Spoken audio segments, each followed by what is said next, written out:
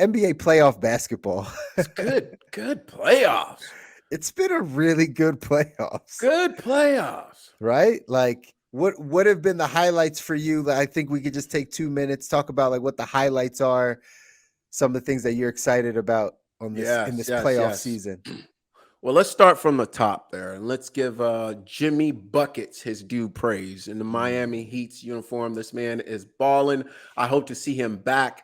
I'm super excited to see what that team does because they're a team, another team that's just like, I almost have to give them more credit than like Detroit.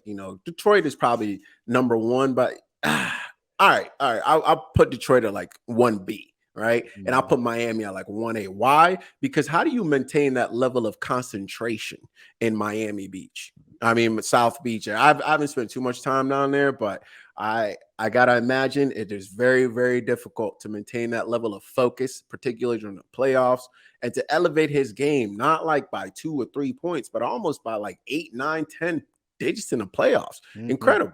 All right. That's mine, man. What is yours? I got a few more I could rattle off for sure, but I'll save one right after. Let's see what you got. What you got? Yeah, I'm gonna head out to the West Coast, watching the magic of Steph and Golden State throughout this playoffs. It's been a treat. I don't watch much sports. I don't watch the regular season of many things. I just don't have the patience for it and the time. But playoff, everything I watch.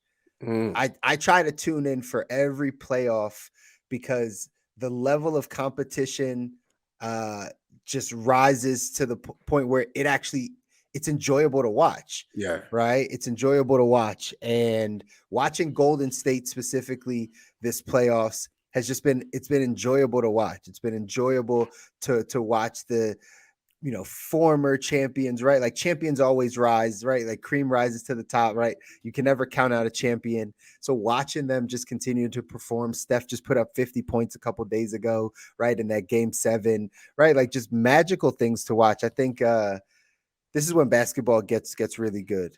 It's when it gets good.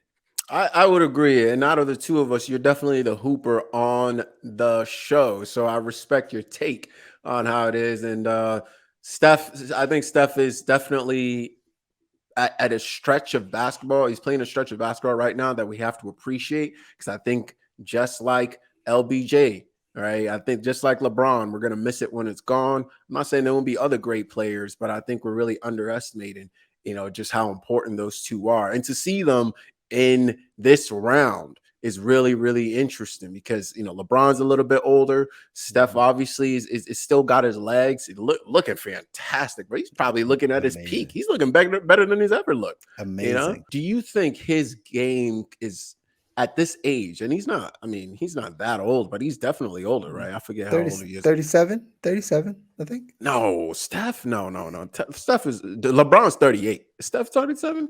No way. I gotta look that up. Yeah, But look yeah, it up. but do you think his game, because of the way he plays, do you think his game just ages better than LeBron, for example? I mean, he can. It's kind of like when your body doesn't have to take as much of a toll running the court and pounding with people because you're big and like dunking and jumping.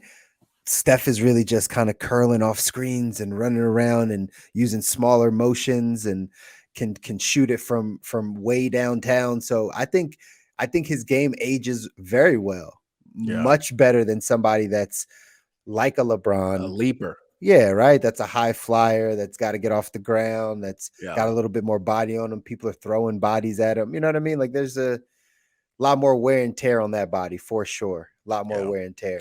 And he's 35, so I mean he's not too far Mm, off from LeBron. yeah, But as we know, a year in the NBA is like dog years, right? for sure. So And the what's NBA is getting younger and younger, right? It's getting mm, younger and younger. So, to yeah, us?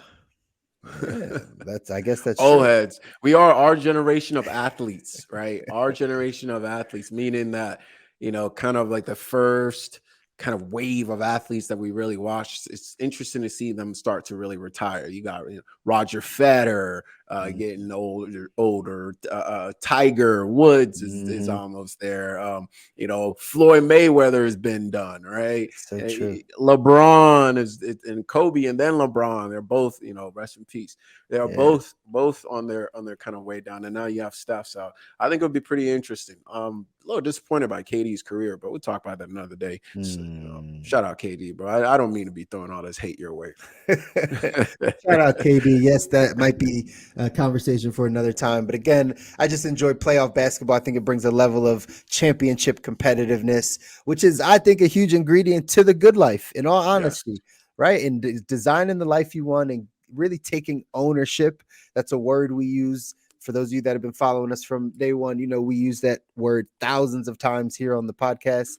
That ownership, right? Ownership, controlling your life, owning your decisions is important.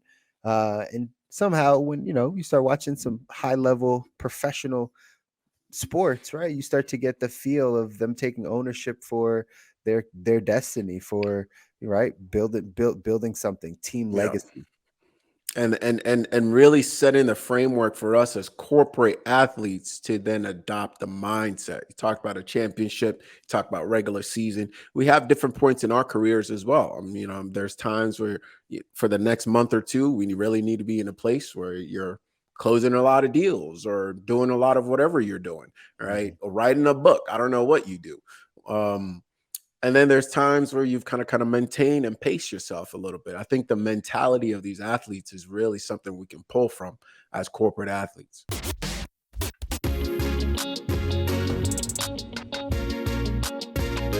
Welcome to the good life.